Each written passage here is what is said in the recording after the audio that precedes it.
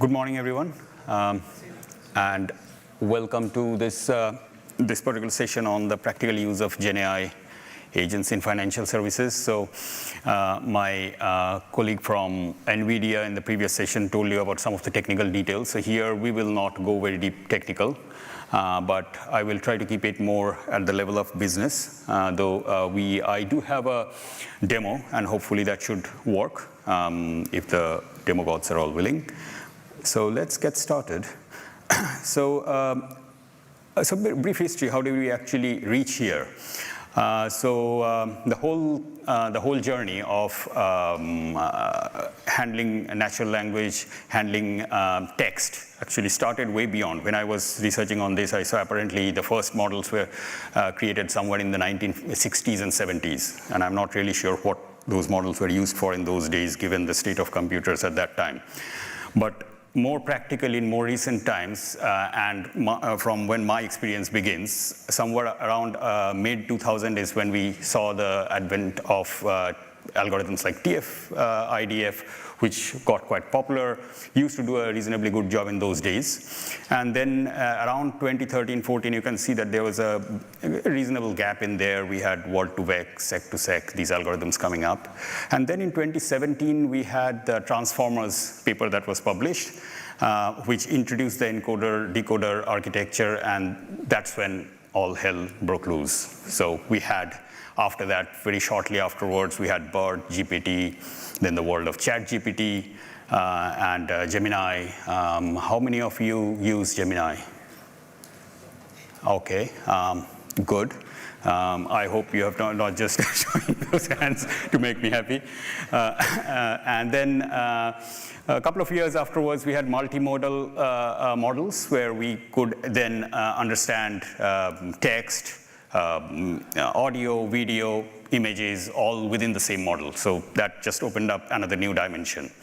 So now it's great that these models, in terms of their capabilities, have been doing great work. But to be honest, if we actually look, the industry, though it has been trying to actually make use of these models, we haven't actually really been seeing a lot of real use case that is able to harness the power of these models and convert them into business value.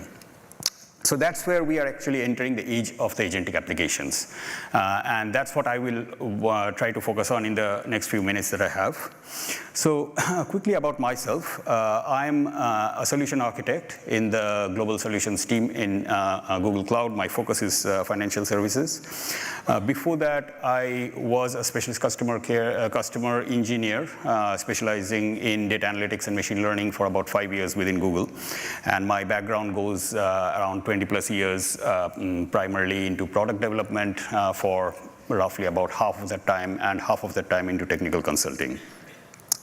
In recent times, I'm actually working with a lot of global FSI companies, focusing on agentic applications, not by choice, but that's the question that everybody is asking today. So this current talk is based on what I have been seeing around. My colleagues have been seeing around. Some of them are in this room, and what we are seeing in terms of what the industry is looking for. And I'm not an official Google Cloud spokesperson, so what I'm presenting here is my views, not official view of Google or Alphabet. So let's do some level setting in terms of agentic. And the reason I want to do level setting is this is a relatively new concept. And whenever new buzzwords come into the industry, a lot of people have slightly different understanding of these buzzwords.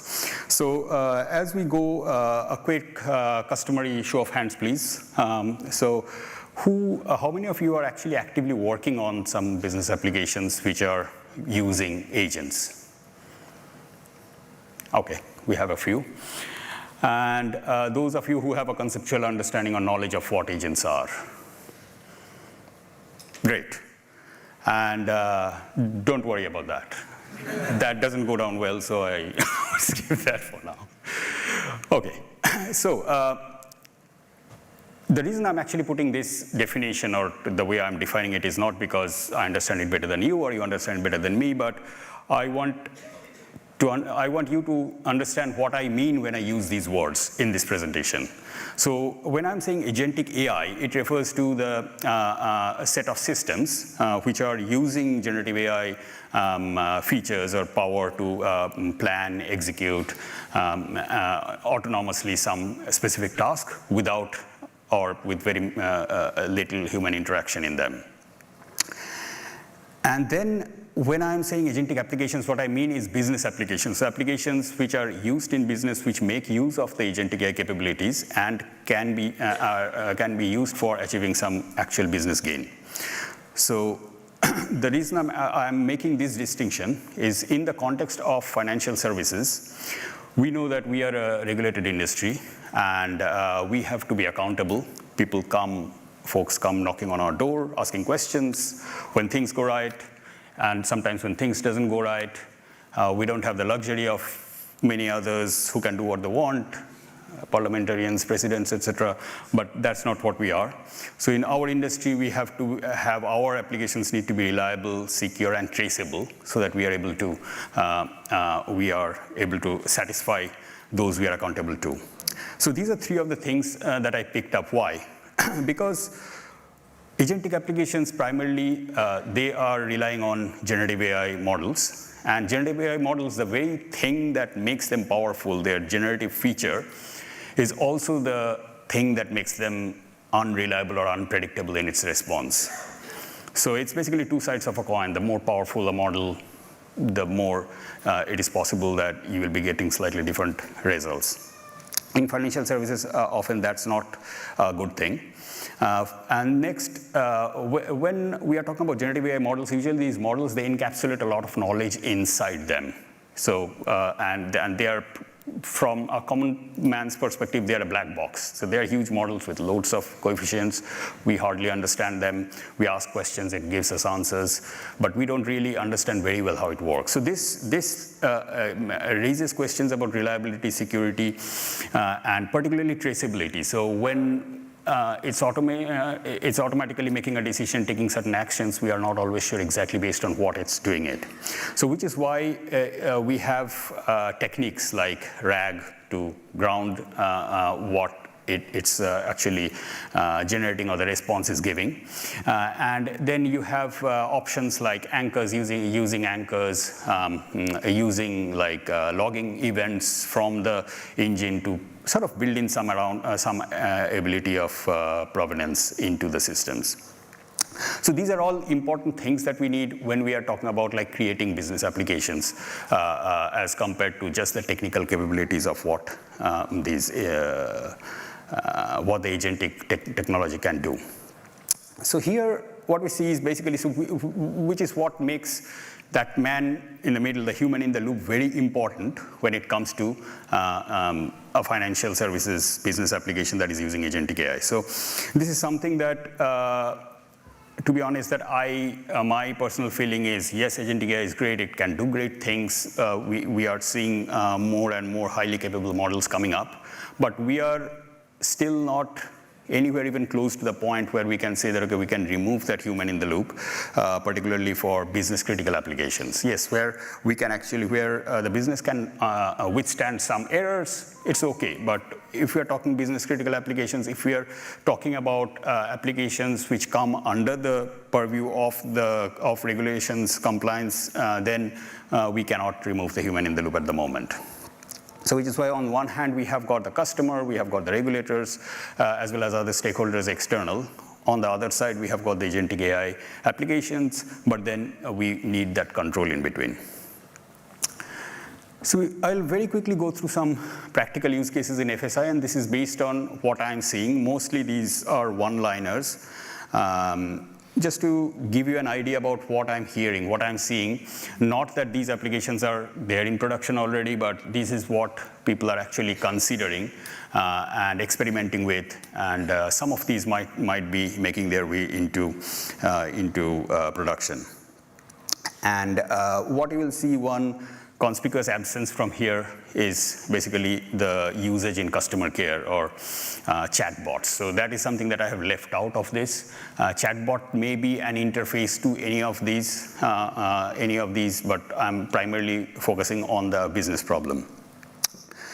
So horizon scanning is something that today there is a lot of people who are actually doing the legwork in horizon scanning.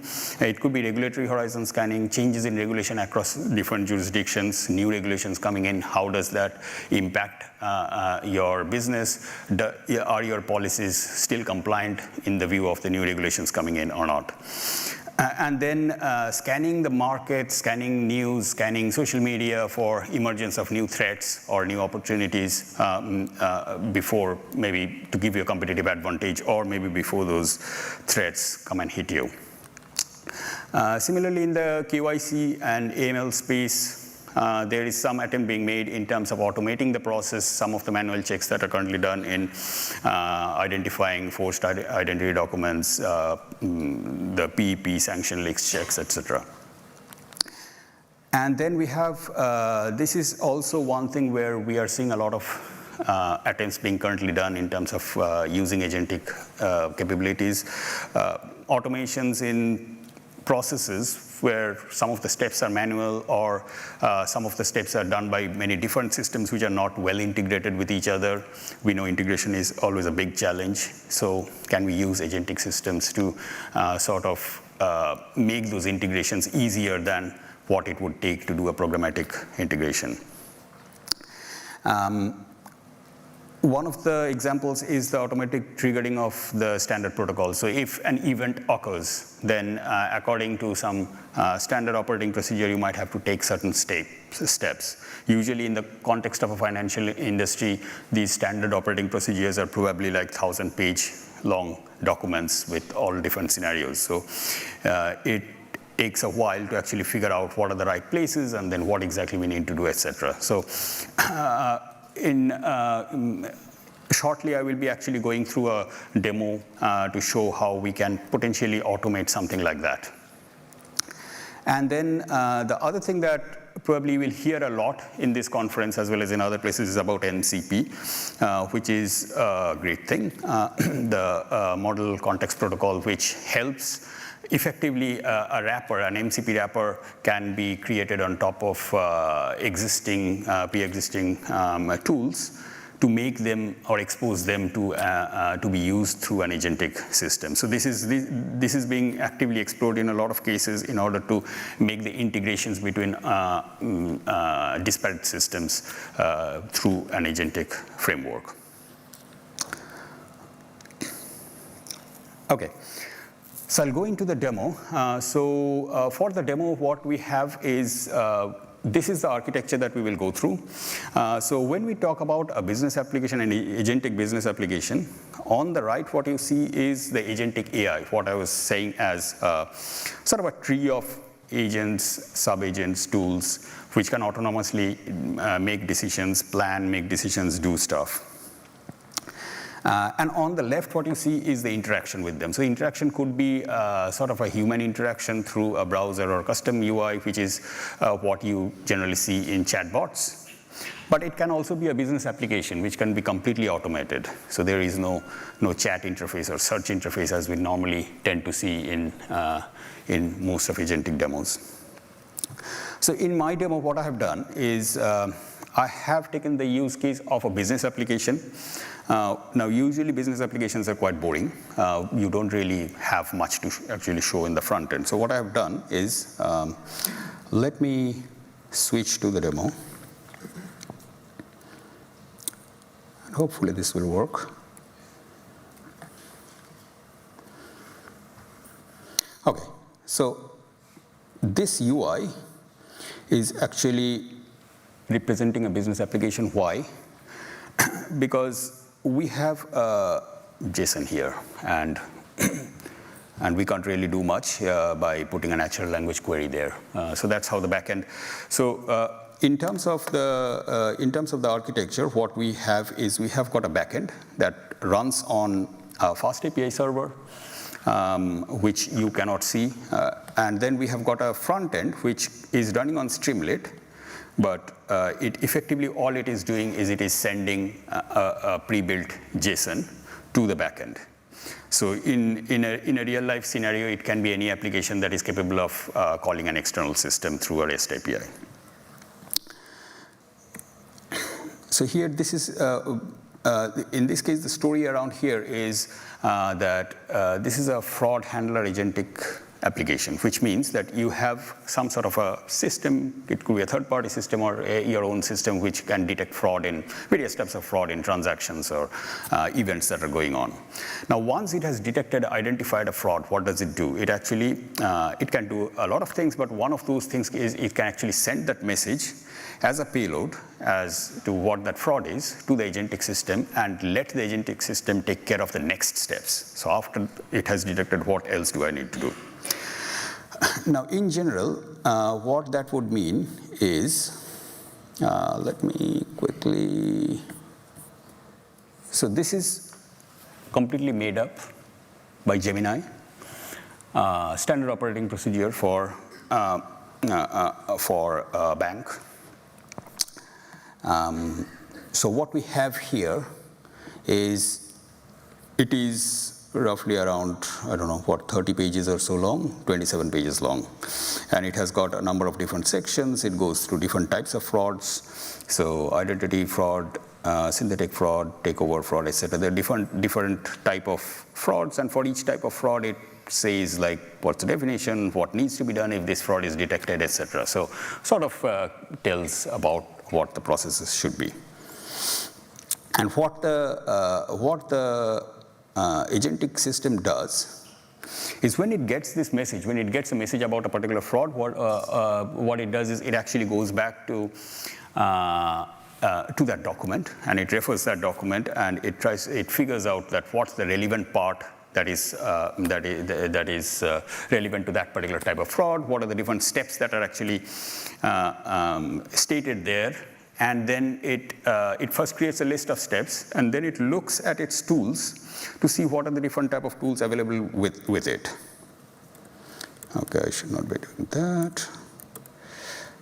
And all of that is something that you can see here, that this is where the main instructions have been given to it.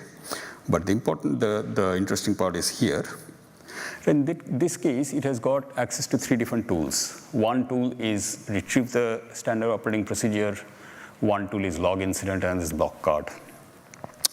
Now, in this case, what I'm doing is I'm sending it a message that says that it's a credit card fraud.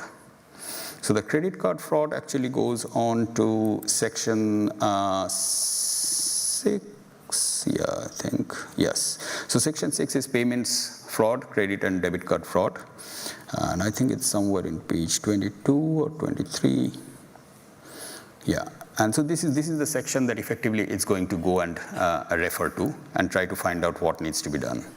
So initial report handling, verification, investigation gathering, containment and impact, etc. And so what I've done, in reality, so there are 2 ways you can actually send this document to the model. You can actually send the entire document to the model, say that here is the document, here is my message, go figure out what needs to be done. In reality, though, you will be limited by the context window of the models. And the context window of the model is not only this document, but also any other inputs you are actually giving to the LLM. So what happens is, even with the largest context windows we see here, a real life standard operating procedure document may not be big, maybe much larger than what it can handle. So what I've done is I have created, I've vectorized the model. I've created the entire document in an embedding form. And that embedding should be here somewhere. Yeah, so index. So this index is actually, I've saved the vectorized form of this document in this index. So doesn't look great. Yeah. So roughly this is how this whole document looks like. And when I was talking about black box, LLMs being black boxes. This is what I meant. So that was your document in the text form, and this is how it looks like when it's stored inside the embeddings. But so the LLM actually does not access the PDF at all. In this example, the LLM just accesses this, the vectorized form.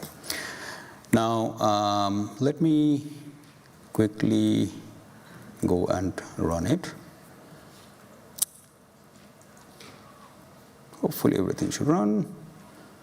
If my servers are running. Yeah, the servers seem running.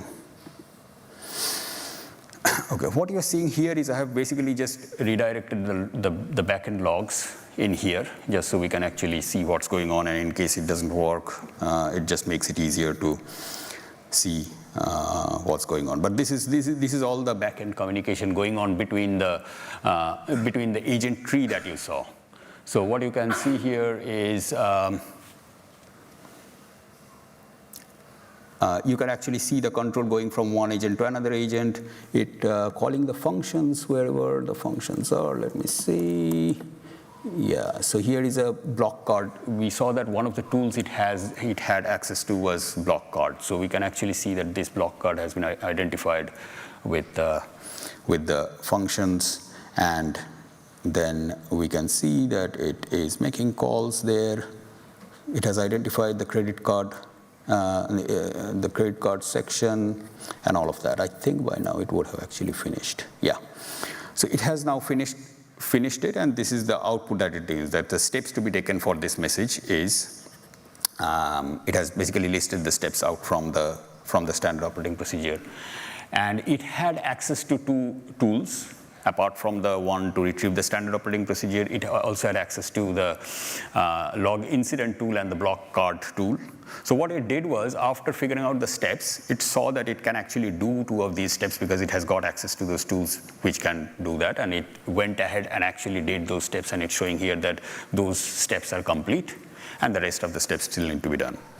Now, this is actually a real use case that is currently being actively tried by creating. Of course, you can create all of the different tools which can call out all the other systems which are usually, again, not well integrated within a real environment within an enterprise bank.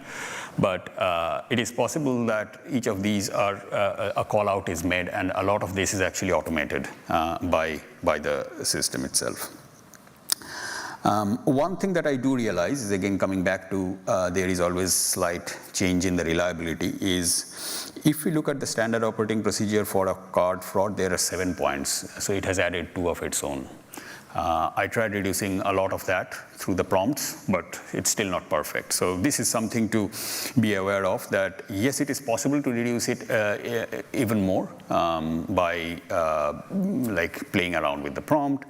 Maybe even before I show the output on screen or to the user, we can still like sort of capture that output, again go through it and see if it is providing anything. So again, make another call to cross-check and all that. All that can be done to reduce that even further.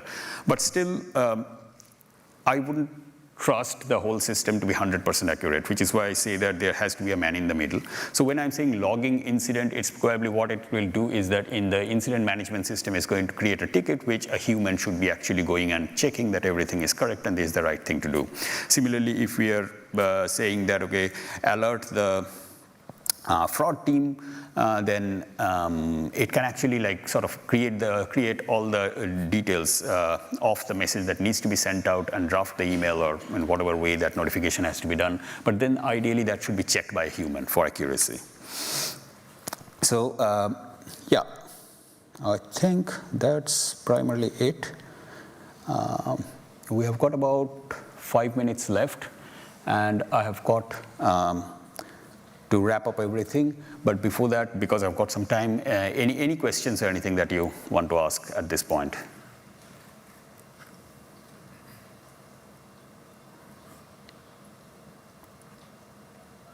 Okay.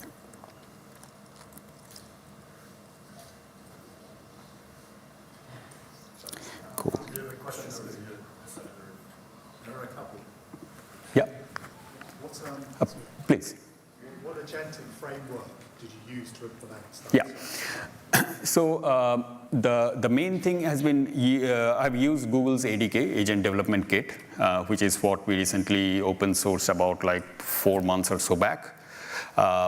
It uses, for some of the bits, it actually uses Llama Index. So the way Google's Agent Development Kit has been built is you can use like other frameworks into it and plug and play into it. So for some parts of it, I have used Llama Index, where Llama Index was a better choice because ADK wasn't giving me the right features that I was looking for. And again, the vectorization has been also done with Llama Index. So Llama Index has been used to vectorize the document and store it in the file format, and then read that and then pass it on to the ADK framework for carrying on. Yeah, please. Is your demo reproducible? Yes. So the code is there. It is published in GitHub. The entire code is there. All you will need is you will need access to some sort of an LLM, and I have used Google's Gemini in this case, and hence I have used the Studio and I had to give the API key there. You can change the code to use any other LLM as well. What's the agent-to-agent communication protocol used? And does all the agents use the similar LLM model, or different agents have different models? And finally, what's the typical VRAM and TensorFlow usage for achieving this per query? Yeah, so I have not made any specific, I have not handled the agent-to-agent communication. So basically, ADK handles that by itself, and internally it uses. So in this case, because all the agents are within the ADK, it uses an internal protocol. It is possible that you can actually use an agent that has been built with a different framework, and which is where the agent-to-agent protocols actually come into picture. Again, if you have an MCP tool, then it will be the MCP protocol. And in those cases, you can have like different LLMs for different agents. In this demo, this is quite a simple one. There are published demos out there which actually do all of that. If you want like different, which is in real use case, it is true that you might need it. You might see that one LLM works better for one use case, another LLM works better for another use case. So you might have two agents which are using two different models, and then they are within the same agentic framework. In terms of calls, to be honest, I don't have a number in mind. We can experiment with it and do it. I'm using the free tier of whatever Gemini provides. And within the free tier, while building, I could run it roughly around 100 times before it says that, oh, your daily limit is now surpassed. So what that actually comes down to real numbers, I'm not sure. So given that I've got 1 more minute, what I will do is that I will quickly wrap up, and I will still be around. So if you have any questions, we can always address that. So yeah, smart agentic AI, what we spoke about is agentic AI is about autonomous agents which can actually plan and execute tasks. However, there are problems in sort of reliability and security, hence we want solid grounding and human in the loop when it comes to real business applications. I wouldn't actually do away with that. Thank you.